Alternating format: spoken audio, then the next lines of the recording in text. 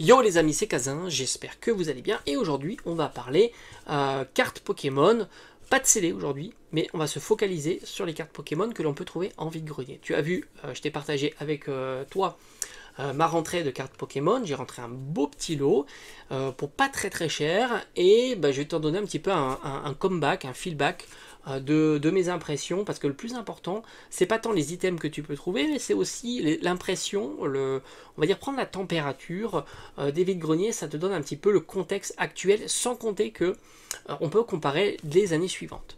Alors moi j'ai envie de te dire, c'est propre à ma région évidemment, et j'observe depuis maintenant, j'ai envie de dire une bonne année, moins d'intérêt pour les cartes Pokémon. Alors moins d'intérêt globalement sur les cartes Pokémon, même s'il y a eu un pic, hein, évidemment, ou un sursaut durant l'année dernière à partir de 151. Alors oui, c'est vrai qu'on l'avait bien observé durant cette période-là, où par chez moi, encore une fois, alors déjà il y avait toujours autant de stands Pokémon, ça n'a pas bougé, hein, durant toute cette année-là, il y a toujours autant de stands Pokémon. Ça c'est plutôt intéressant.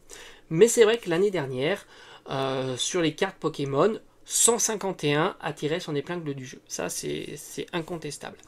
Et j'ai envie de dire, si tu n'étais pas là à l'ouverture du vide-grenier, et si tu n'étais pas là tout de suite lorsque l'item sort, les cartes 151, même au prix internet, partaient tout de suite. Ça, c'est clair. Et même, j'ai envie de te dire, presque sans négociation.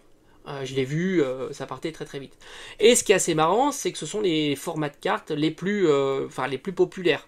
C'est-à-dire que tu vois vraiment la tendance qui a été cette tendance-là durant la fin d'année 2023. Principalement, tu voyais hein, les cartes AR partaient très rapidement, même une trentaine d'euros, ça partait mais super vite. Les cartes Full Art aussi partaient très vite. Bon, les SAR, j'en ai pas vu beaucoup, mais je pense que s'il y avait eu des SAR au prix, on va dire standard aussi, ça serait parti assez vite. Et en plus, les cartes reverse partaient comme des petits pains, et les prix n'étaient pas si intéressants que ça, puisqu'on tournait globalement à 1 euro la reverse. Alors, de temps en temps, c'était intéressant, 1 euro la reverse, évidemment, mais ce n'était pas toujours le cas, et c'est vrai qu'il y avait énormément de personnes qui recherchaient 151. Mais j'ai envie de te dire, 151, c'était l'année dernière. Maintenant, on est un petit peu plus tranquille. Et c'est ça qui est intéressant avec les vides-greniers, c'est pas tant de voir s'il y a beaucoup de personnes qui cherchent du Pokémon, mais c'est aussi de voir la rapidité qu'a un item ou une série ou un format de carte à être vendu. Et ça, c'est vraiment ce qui te donne un petit peu le tempo. Si les cartes sont au prix internet, c'est-à-dire le plus bas que tu peux observer, hein. Prix internet, quand je dis prix internet, c'est vraiment le plus bas du prix internet. Ça veut dire grosso modo, Card Market par exemple, de temps en temps, tu regardes l'annonce la plus basse, ou eBay quand c'est la vente réussie le plus bas. Donc vraiment on est sur des prix vraiment les plus bas, mais tu as toujours un avantage d'avoir la carte en face de toi. C'est tu peux l'estimer dans le sens l'état, hein, tu peux être sûr qu'elle est vraiment mint et non pas near mint, il n'y a pas un petit enfoncement, quelque chose de très discret que tu n'aurais pas vu, qui impacte évidemment la valeur de la carte. Tu n'as pas les frais de port qui sont en supplément, et tu n'as pas le stress de l'envoi. Ah oui, parce que beaucoup de personnes vendent les cartes, mais les colis font le colissage un peu léger. Ça manque de rigidité, il n'y a pas de carton, etc. Donc tu as toujours un souci, ça peut arriver. Voilà, ça peut arriver.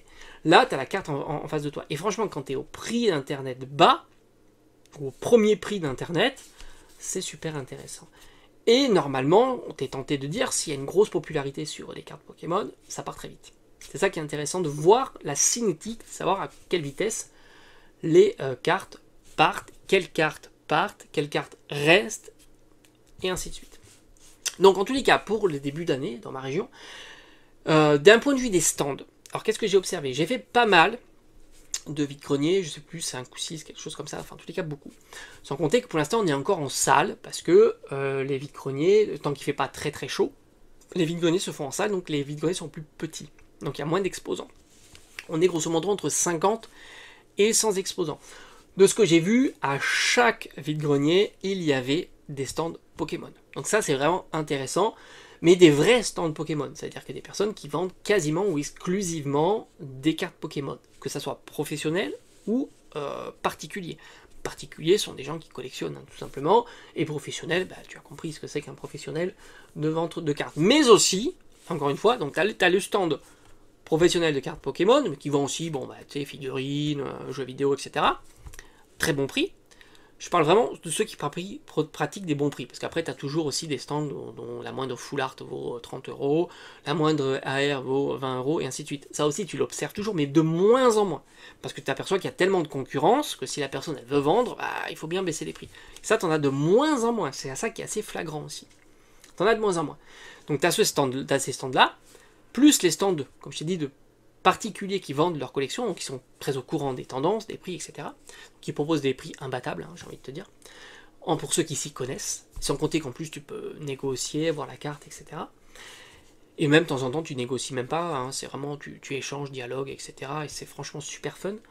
Et puis après, tu as le stand des personnes qui vendent des cartes Pokémon, mais qui s'y connaissent pas vraiment, hein, qui ont ça dans un bac, souvent c'est en pas bon état, mais tu peux trouver des petites pépites, hein. Ça aussi c'est intéressant. Donc les trois là sont réunis, et j'ai envie de te dire quasiment dans tous les vides-greniers, tu as ces trois là qui sont réunis. Donc c'est vraiment top, c'est vraiment top. Donc ça c'est le premier point qui est assez intéressant, il y a toujours autant de stands Pokémon, même si je trouve que la demande a bien diminué. Ça aussi c'est un paramètre que tu peux observer. Forcément quand tu fais 5 ou 6 vides-greniers, tu peux pas être à chaque fois à l'ouverture de chacun des vides-greniers, c'est impossible, c'est évident. Même si certains ouvrent un peu plus tard. Et après tu verras que quand ça sera à l'extérieur, il n'y aura plus d'horaire d'ouverture, donc alors là ça sera premier arrivé, premier servi. Et du coup, moi le lot que j'ai trouvé, c'était pas du tout le premier vide-grenier. Le premier vide-grenier j'ai rien acheté, mais s'il y avait un stand de fou. Mais des cartes, ça m'intéressait pas, c'était pas les cartes que je recherchais, mais les prix étaient vraiment incroyables. C'est-à-dire les prix du même prix que les cartes où j'ai acheté. Ça veut dire des prix vraiment très très bas, voilà, des cartes petites shiny à 3-4 euros, 5 euros, les cartes anciennes petites shiny aussi à 3-4 euros, de la full art à quelques euros, et ainsi de suite. Donc vraiment très intéressant, mais bon, moi je gère le budget, puis bon, voilà, on complète nos collections comme ça. Et après, donc, il y a les autres stands que j'ai fait, puis le lot que je t'ai présenté sur la chaîne. Et là, les prix étaient vraiment super sympas, et tu t'aperçois, là je suis venu vers, je crois que c'était dans les 10 heures. Et tu t'aperçois que 10 heures, donc c'est-à-dire que l'ouverture 8 heures, 2 heures après, donc il y a beaucoup de personnes qui ont déjà chiné. D'ailleurs, il y avait des trous, etc., hein, évidemment, dans les classeurs.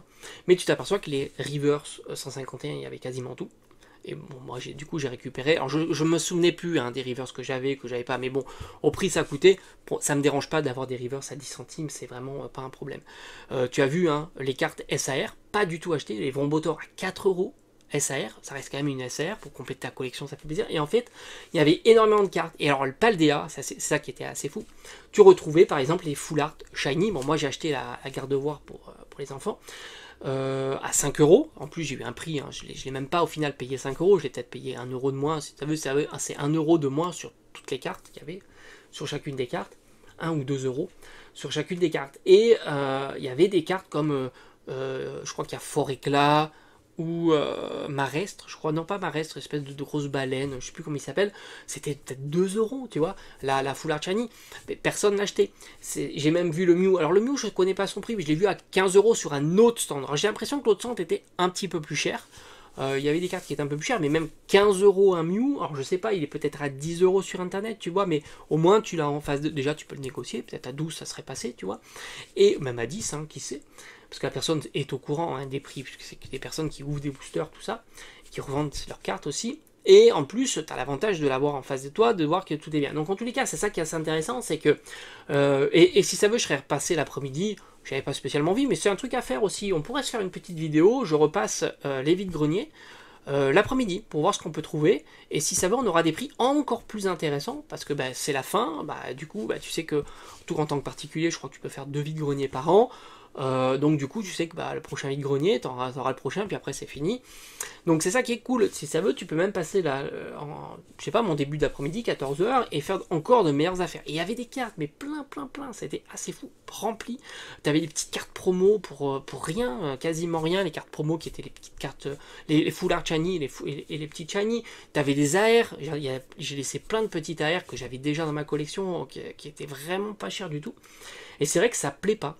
Ça plaît pas. Et j'ai même vu aussi des belles grosses alternatives, de Reine de Glace par exemple, au prix, même légèrement moins cher. Par exemple, une carte à 110 euros, je la voyais à 100 euros, tu vois, genre 90 euros. Mais là aussi, de belles alternatives, et ça partait absolument pas. Et en plus, tu avais la possibilité de regarder la carte, et voire même peut-être de dire, bon, moi j'ai un budget de temps pour cette SAR, ça pourrait passer. Donc ça c'est assez fou.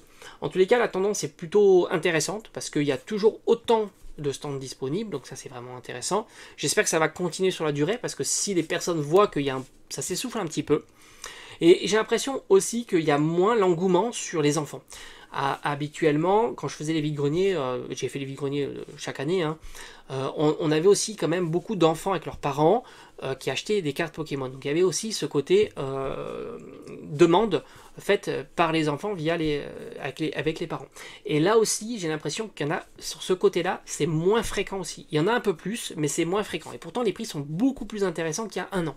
Donc c'est ça un petit peu le paradoxe. Je me rappelle de voir des parents débourser 5-10 euros par carte, trouver ça cher, mais c'était le prix, et l'enfant était content, c'est ce qu'il voulait hein, dans son vide-grenier.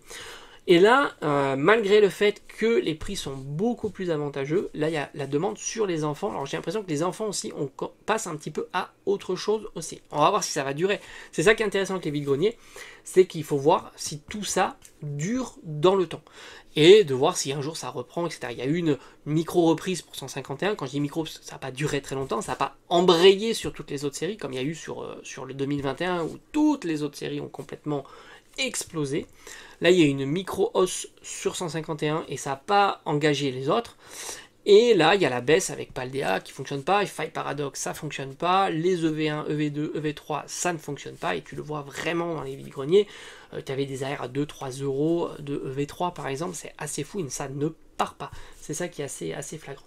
En tous les cas, je trouve que c'est intéressant. On va suivre ça au moins durant les mois à venir, et puis je te ferai un petit bilan ensemble, ça peut être assez cool. Merci d'avoir regardé cette vidéo, et on se dit à bientôt.